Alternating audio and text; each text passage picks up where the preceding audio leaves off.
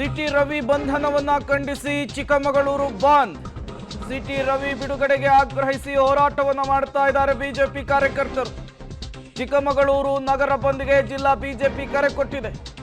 City Ravi ಬಂಧನವನ್ನ ಖಂಡಿಸಿ ಚಿಕ್ಕಮಗಳೂರು ಬಂದ್ ಮಾಡಲಿಕ್ಕೆ ಮುಂದಾಗ್ತಾ ಇದ್ದಾರೆ. ಸಿಟಿ ರವಿ ಅವರನ್ನ ಬಿಡುಗಡೆ ಮಾಡಬೇಕು ಅಂತ ಹೇಳಿ ಆಗ್ರಹಿಸ್ತಾ ಇದ್ದಾರೆ. ನೀವು ಕೂಡ ವಿಜುವಲ್ಸ್ ಅನ್ನ ಗಮನಿಸ್ತಾ ಇದ್ದೀರಿ.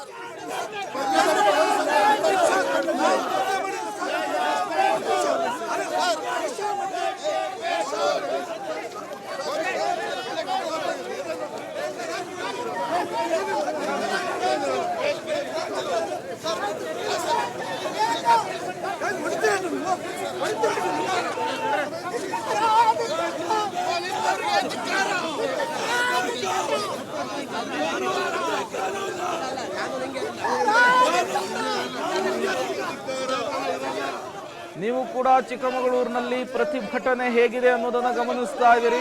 ಪ್ರತಿಭಟನೆ ತೀವ್ರ ಆಗ್ತಾ ಇದ್ದ ಹಾಗೆ ಪ್ರತಿಭಟನಾ ನಿರತರನ್ನ ವಶಕ್ಕೆ ಪಡೆಯುವಂತಹ ಕೆಲಸವನ್ನ ಖಾಕಿ ಮಾಡ್ತಾ ಇದೆ.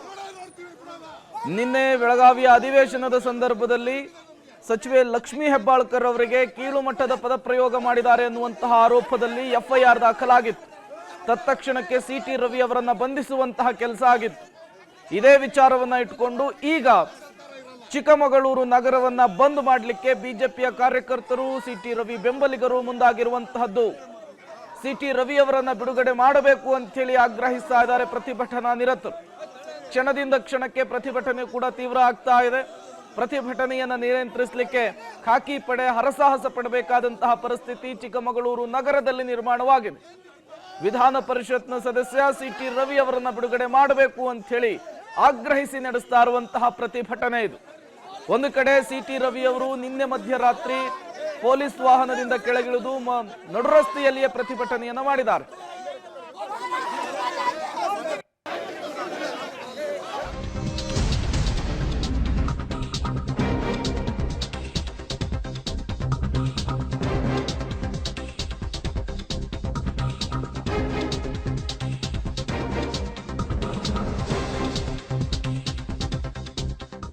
ಖಾನಾಪುರ ಪೊಲೀಸ್ ಠಾಣೆಯ ಮುಂದೆ ಹೈಡ್ರಾಮವಾಗಿದೆ.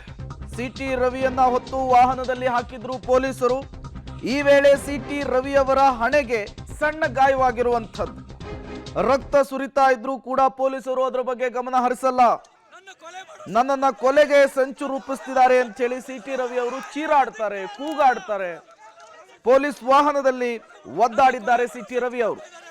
ನನ್ನ ಕೊಲೆ ಮಾಡೋ ಸಂಚು ಮಾಡ್ತಾ ಇದ್ದಾರೆ.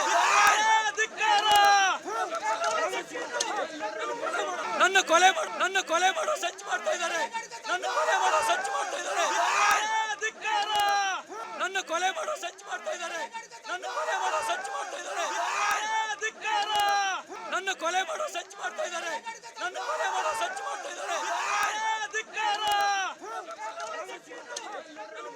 ನನ್ನ ಕೊಲೆ ಮಾಡೋ ಸಂಚು ಮಾಡ್ತಾ ಇದ್ದಾರೆ. ನನ್ನ ಕೊಲೆ ಮಾಡೋ ಸಂಚು ಮಾಡ್ತಾ ಇದ್ದಾರೆ.